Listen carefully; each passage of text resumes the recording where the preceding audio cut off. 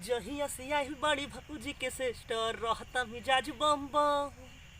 देह के गोराई सुघराई बटे इतना कतना बताही तो से हो। जब जब लगावे होठ लाली हो साली सोनी कुंवारी सीधे हु दिल में घुस जाली हो साली सोनी कुंवारी। आई हो दादा दिल में घुस जाली हो साली सोनी कुंवारी। और का भाव बा हरे राम जी तोहर मोहन मूर्तिया रज रज गढ़ले बड़े अंगे अंग खूब मिजाज से सचा में ढड़ले बड़े। तोहरा यादा पे फिदा जियरा भइल बा बड़ा परेशान बानी हाँ। डर लागे धइला पकह दिही उनसे छोड़ा छोड़ा लागता सारा।